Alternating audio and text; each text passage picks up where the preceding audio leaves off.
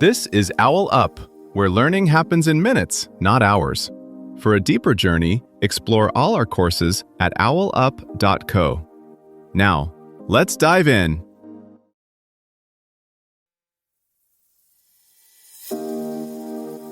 Chapter 5 of The Psychology of Pricing: Why We Pay What We Pay. Scarcity and Urgency: The Fear of Missing Out. In this chapter, you'll learn: describe how scarcity influences consumer behavior. Let's dive in. Two superpowers once agreed to limit the very weapons they'd built to destroy each other, and saved each side tens of billions of dollars doing it. In this episode, we'll dive into how sworn rivals turned mutual fear into a disciplined, surprisingly durable negotiation playbook. By the time SALT negotiators sat down in Helsinki, both sides had spent years perfecting how to threaten each other, yet almost no time perfecting how to work with each other.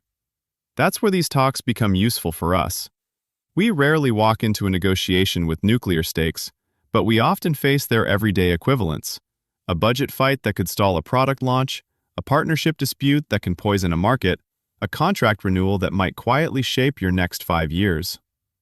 In SALT, progress came not from grand speeches, but from how they structured the conversation, narrowing the agenda to what both sides secretly feared, splitting technical issues from political theater, trading concessions in sequenced steps, and keeping a standing forum open even when tempers flared elsewhere.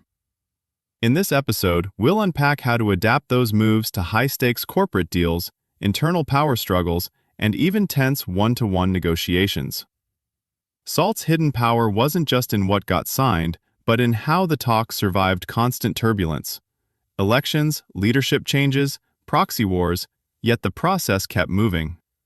That resilience came from habits you can copy, treating verification like an engineering problem, not a loyalty test, translating vague political slogans into measurable thresholds, and rehearsing acceptable outcomes long before anyone walked into the room.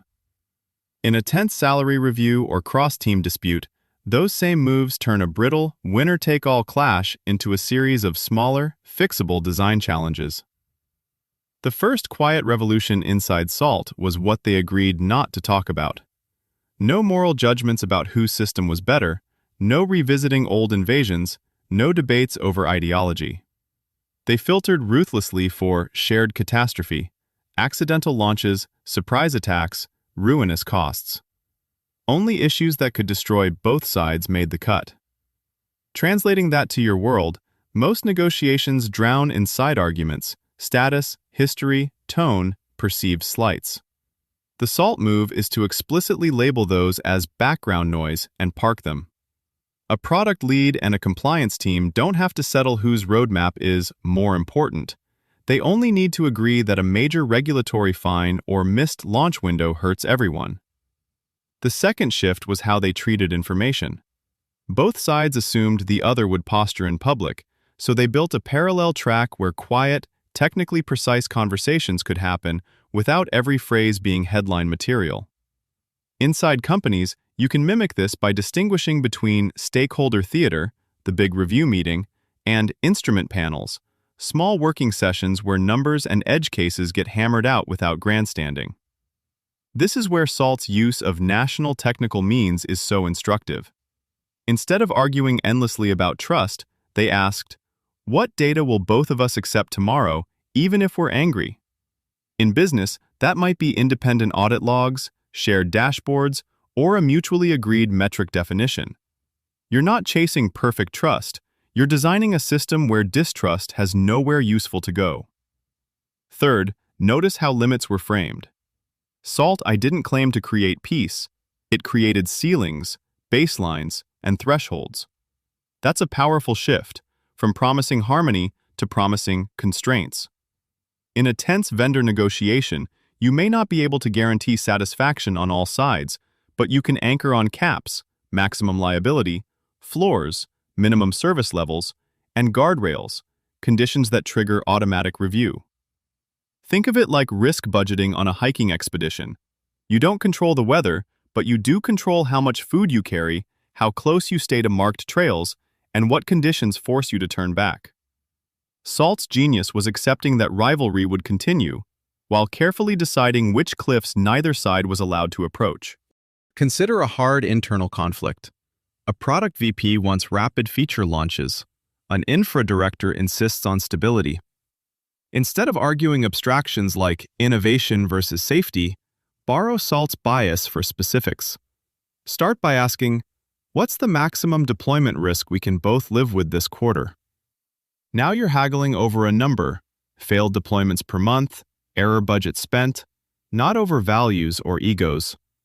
You can layer in national technical means by agreeing on a neutral data source, a release dashboard both sides accept as ground truth. If rollbacks spike past a set line, launches slow automatically. If the system stays healthy, the VP gets more release slots. A similar move works in partnerships. Two startups co-marketing a product can predefine red lines: maximum discounting, cap on ad spend, minimum lead quality.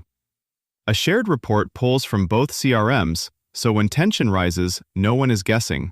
They're reacting to the same instrument panel, not dueling narratives. Salt-style thinking points toward a deeper shift. Don't just set limits, also cap how fast things can spiral. In AI safety talks, for instance, firms could agree on maximum training runs per month, shared red team reports, and a cooling-off period after major incidents. It's like adding speed bumps to a downhill road. Drivers still choose their route, but jolts remind them when they're pushing too hard, too quickly, toward a bend no one can yet see. Tactics like these don't just close deals, they change how people think about conflict. Over time, you're not just solving this quarter's dispute, you're slowly rewriting incentives, making surprise moves less rewarding and steady candor more valuable. The real win is when your toughest counterparts start calling you first before they reach for escalation. Before next week, ask yourself, 1. In my next real negotiation, salary, contract, or budget, what's the minimum acceptable deal and the walkaway line? The way the SALT negotiators defined precise missile limits. And have I actually written those numbers down before I walk into the room? 2. What low-risk, confidence-building measure, like sharing a small piece of verifiable data or conceding on a minor term first, can I offer the other side today to signal good faith without sacrificing my core interests? 3.